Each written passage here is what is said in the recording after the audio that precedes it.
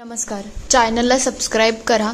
तुम्ही व्हिडिओला लाईक करता, चॅनलला सबस्क्राइब का नाही करत? आता मी चेक केलं तर 94% लोक चॅनल बघतात आणि सबस्क्राइब नाही करत। प्लीज एक सबस्क्राइब करा, ते माझ्यासाठी गरजेचं आहे। नमस्कार, पिंगा गपोरी पिंगा आजच्या जबरदस्त भागामध्ये आपण पाहणार आहोत। इकडे मनोज वल्लरीला सांगत असतो, वल्लरी खरंच मला माहिती आहे मी खूप मोठी चूक केली आहे, पण एवढ्या सगळ्या गडबडीमध्ये सुद्धा तू आता त्या सानिकाच्या केसकडे लक्ष दिलं। तुझं सगळीकडे बारीक लक्ष असतं, तुला मानायला पाहिजे। मला माहिती आहे मला शिक्षाही होईल, पण तरी सुद्धा मी हे सगळं पूर्णपणे भोगू घेईल। तेव्हा ती म्हणते तुम्ही काळजी करू नका, तुम्हाला असं वाटत असेल की मी त्या केसमध्ये येणार नाही, पण तरी सुद्धा मी माझ्या परीने सगळे डॉक्युमेंट रेडी केले आहेत, ज्यामुळे तुम्हाला अटक होणार नाही, फक्त आणि फक्त तुम्हाला दंड भरायला लागेल, म्हणून तुम्ही जास्त काळजी करू नका। तेव्हा तो म्हणतो खरंच तुला मानायला पाहिजे वल्लरी, तू ग्रेटच आहेस। तेव्हा ती म्हणते पण माझ्या मनामध्ये वेगळीच शंका आली आहे। जेव्हा आता तुम्हीच विचार करा ना, दौलतराव आणि सानिकाच्या घरचा भरत जेव्हा गेला, त्यांच्या घरचा तो कर्ता पुरुष होता, आता तो नाही तर त्यांचं घर कसं चालत असेल? आणि त्यांच्या घराला काहीतरी हातभार लागायला पाहिजे, म्हणजे आपल्याला त्यांना आर्थिक मदत करायला पाहिजे ना, अशी डायरेक्टली मदत करायची नाही। पण मला असं वाटते तुम्ही जर तुमच्या ऑफिसमध्ये सानिका किंवा दौलतरावांना कोणतीही एखादी नोकरी दिली तर त्यांच्यासाठी चांगलं होईल ना। तेव्हा मनोज म्हणतो आता मी खरंच म्हणू शकतो की मला माझ्या बायकोवरती प्राऊड आहे। एवढे दिवस मी म्हणत होतो माझी बायको सगळ्यात भारी आहे, पण आता जेव्हाही मी सगळ्यांना भेटेल ना तेव्हा सांगेल की मी मनोज वल्लरी भांबरे आहे। आता खरंच तुझं कौतुक करावं तेवढं कमीच आहे, तू सगळ्यांचा सगळाच विचार करते आणि म्हणून तर हे सगळं घडत आहे ना। तेव्हा तो म्हणतो पण तू एक गोष्ट आठवण ठेव, तुला प्रेरणाताईंच्या केसकडे जास्त लक्ष द्यायचं आहे, कारण की माझे जे असतं त्यांना तुमची गरज आहे, मग तू त्याच्याकडे लक्ष दे। तेव्हा ती म्हणते तुम्ही काळजी करू नका, आपण सगळ्यातून मार्ग काढू। ती लगेच त्याला मिठीत घेते, तर दुसरीकडे तेजा आणि प्रेरणाला थोडा संशय आलेला असतो। तेव्हा त्या विचारतात मला खरंच समजत नाही वल्लरी तुझ्या डोक्यामध्ये काय चाललं आहे, तू काहीतरी प्लॅनिंग करून बसले आहे, पण तू आम्हाला का सांगत नाही? तेव्हा प्रेरणा म्हणते तुला असं शिव्याशाप देणं आणि या सगळ्या गोष्टी करणं मला खूप अवघड जाणार आहे। खरं म्हटलं तर आमचा तुझ्यावर विश्वास आहे की तू सगळ्यातून मार्ग काढशील। तेव्हा ती म्हणते तुमचा विश्वास आहे ना मी मार्ग काढेल, आणि तेजाताई तुम्हाला वाटतंय ना मी सगळं नीट करू शकते, विश्वास आहे ना माझ्यावरती? तेव्हा ते म्हणतात हो विश्वास तर आहे, पण असं प्रेस कॉन्फरन्स घेऊन शिव्याशाप देणं जरा जास्त झालं नाही का? तेव्हा ती म्हणते हे जास्त नाही, हे मिनिमम आहे, आणि हे जर केलं नाही ना तर पुढच्या गोष्टी आपल्याला भयंकर कठीण होऊ शकतात, म्हणून तुम्हाला हे करायलाच लागेल। आणि एक गोष्ट आठवण ठेवा, हे सगळं करत असताना तुम्हाला वाटेल ते बोलायला लागेल, माझी पार आबरू काढायला लागेल, मला जे मनात येईल जसं येईल तसं करायला लागेल, पण हे सगळं मी तुम्हाला लिहून सुद्धा देईन, म्हणून सगळ्यांनी याच्याकडे सुद्धा लक्ष द्या। ती लगेच काही गोष्टी लिहायला घेते, पण या सगळ्यामुळे प्रेरणाला टेन्शन आलेलं असतं। तेव्हा ती म्हणते स्वामी तुम्ही आमच्या पाठीशी कायमच राहा, आणि अजितला लवकर लवकर वल्लरीने जेलमधून बाहेर काढावं अशीच आमची इच्छा आहे। तेव्हा तेजा म्हणते माझाही विश्वास आहे की हे सगळं वल्लरी नक्कीच करणार आहे। त्या दोघींना खात्री वाटत असते, तेवढ्यात वल्लरी म्हणायला लागते हे बघा मी सगळं लिहिलं आहे तेजाताई आणि प्रेरणाताई, आता तुम्हाला कामाला लागायला आहे, आणि मी जे सांगितलं आहे ना ते आठवण ठेवा। तुम्हाला जितकं घालून पाडून बोलता येईल, जितका वैर दाखवता येईल ना तेवढं तुम्हाला करायचं आहे। तेव्हा ती म्हणते याच्याशिवाय दुसरा कोणता पर्याय नाही का ग? हे सगळं करणं खरंच खूप कठीण आहे। तेव्हा ती म्हणते दुसरा पर्यायच नाही, आणि अजून एक महत्त्वाची गोष्ट, हे जेव्हा होईल ना त्यानंतर तुम्ही अजितदादांना पुन्हा भेटू शकत नाही जोपर्यंत केस पूर्ण संपत नाही। तेव्हा ती म्हणते असं कसं, म्हणजे अजितला भेटायचंच नाही हे काही शक्य नाही आहे? केस किती महिने चालेल, किती वर्ष चालेल हे कोणाला आयडियाच नाही आहे, मग मी त्याला भेटणार नाही असं कसं होईल? तेव्हा ती म्हणते दुसरा कोणता ऑप्शनच नाही, आपल्याला हे करायलाच लागेल। तेव्हा प्रेरणा म्हणते मग एक काम कर ना, माझी आणि अजितची एखादी या प्रेस कॉन्फरन्स पहिले भेट घडून आण ना ग, प्लीज वल्लरी काहीतरी कर। तेव्हा ती म्हणते ठीक आहे, मी एकदा या गोष्टीचाही विचार करते, पण वल्लरीला थोडं टेन्शनच आलेलं असतं। थोड्या वेळानंतर प्रेरणा इकडे अजितला भेटायला जाते, तेवढ्यात तिथे कॉन्स्टेबल येतात आणि लगेच तिथलं गेट ओपन करतात आणि प्रेरणाला आत टाकतात. तेव्हा प्रेरणा म्हणते, हे मी तुमच्यासाठी आणलं आहे. खरं म्हटलं तर किती दिवसानंतर तुमच्यासाठी स्वयंपाक केला तेव्हा मला छान वाटलं.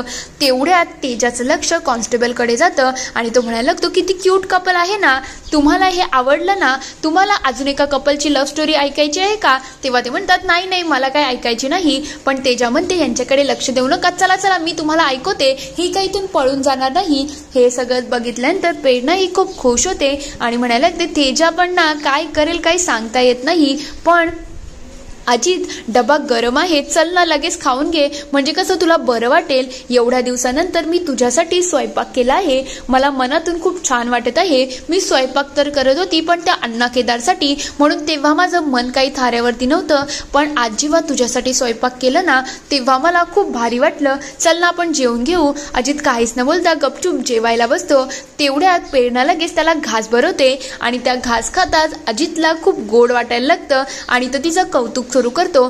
तेव्हा ती म्हणते, अजित खरंच आज खूप छान वाटत आहे, म्हणजे आज किती दिवसानंतर आपण एकत्र जेवायला बसलो आहोत आणि तू काळजी करू नको. इकडे मला जेवढं माहिती आहे ना, वल्लरी तुला या सगळ्यातून सोडवण्याचा पुरेपूर प्रयत्न करत आहे, ती लवकरच तुला बाहेर काढेल, तुझा विश्वास आहे ना? तेव्हा तो म्हणतो, हो ग माझा विश्वास आहे.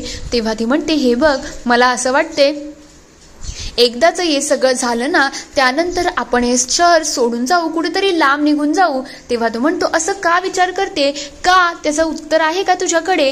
तेव्हा ती म्हणते, उत्तर तर नाही, पण आता मला इथे राहायचं नाही आहे, आपण कुठेतरी लांब निघून जाऊ, जसंच केस संपेल ना आपण सगळं सोडून निघून जाऊ. तेव्हा तो म्हणतो, काचं उत्तर नाही आहे, म्हणजे तुलाही माहिती आहे की आपण काहीतरी चुकीचं करणार आहोत.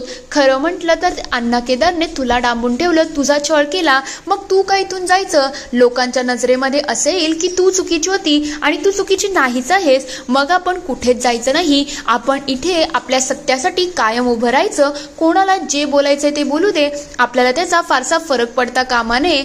तेव्हा तूच मला एक सिच्युएशन सांग, जर वल्लरी आपल्याला न्यायाच्या रस्त्याने एका गाडीने घेऊन चाललेली असेल आणि जेव्हा शेवटचं न्यायाचं स्टॉप येईल त्याच्या एक स्टेशन पहिले जर आपण उतरलो तर वल्लरीला काय वाटेल की आपण धोकेबाज आहोत, आपण तिचा विश्वासघात केला, तिला किती वाईट वाटेल ना. मग तसंच आहे ना, ती आपल्यासाठी प्रयत्न करते, मग आपल्यालाही तिची साथ द्यायला पाहिजे.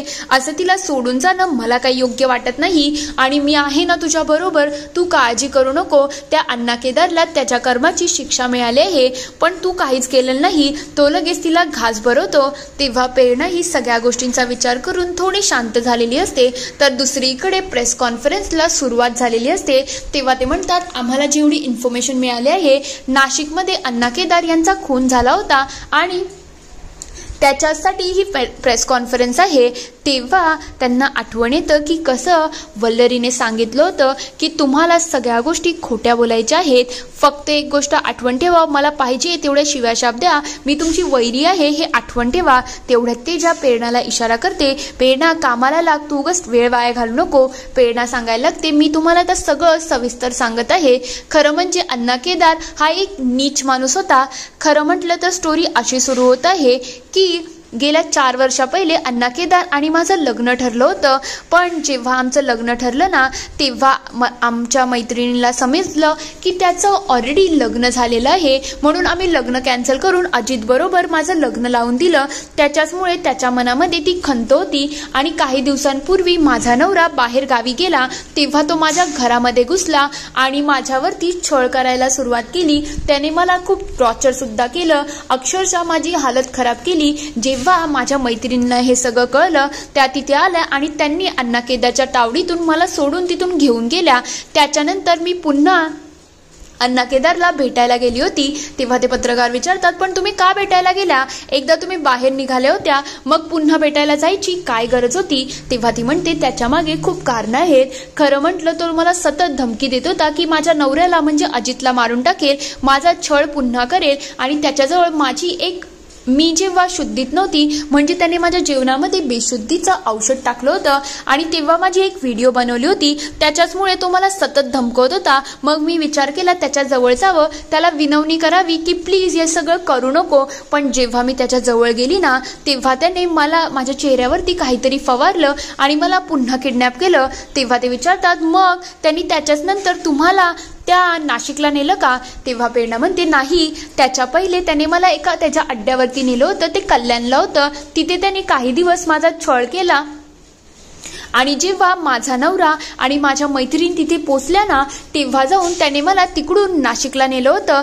खरं म्हटलं तर माझ्या मैत्रिणी माझं रक्षण करण्यासाठी आल्याच होत्या, पण त्याने तिथून सुद्धा मला पळवलं आणि याच्याचमुळे सगळ्या गोष्टी घडल्या आहेत। खरं म्हटलं जेव्हा ते नाशिकला सगळे पोचले ना तेव्हा अण्णा केदार माझ्याशी लग्न करण्यासाठी जबरदस्ती करत होता। तेवढ्यात माझ्या मैत्रिणी आणि माझा नवरा सुद्धा तिथे आला होता आणि या सगळ्या झटापटीमध्ये अजितने स्वतःहून म्हणजे माझ्या रक्षणासाठी त्याने अण्णा केदारवर गोळी झाडली आणि त्याचा खून करून टाकला आहे।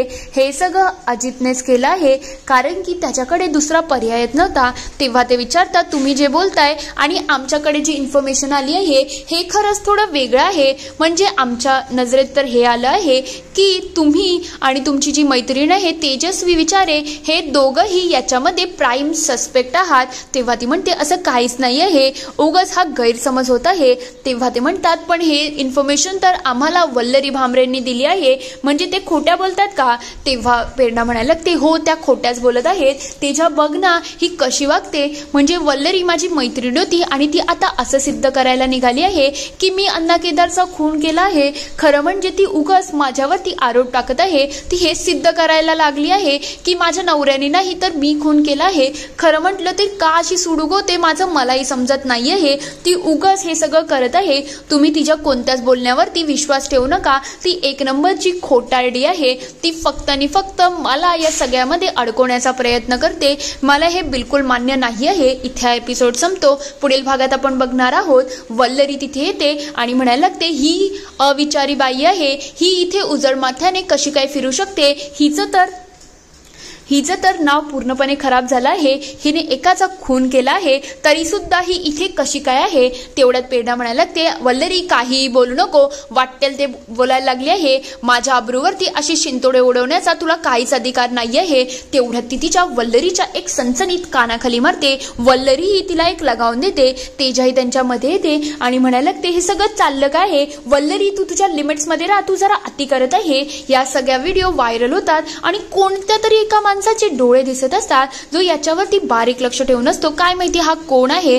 तेवढ्यात वल्लरी म्हणत असते आता तू माझ्यावरती हात उचलला आहे ना प्रेरणा, आता बघ मी तुझी कशी वाट लागेल, तुला आयुष्यभर जेलमध्ये सडायला लावेल, संन्यास करायला लागेल, हे बघतच राहा। इथे हा पूर्ण एपिसोड संपतो। आता वल्लरी तर अक्षरशः पेटून निघाली आहे।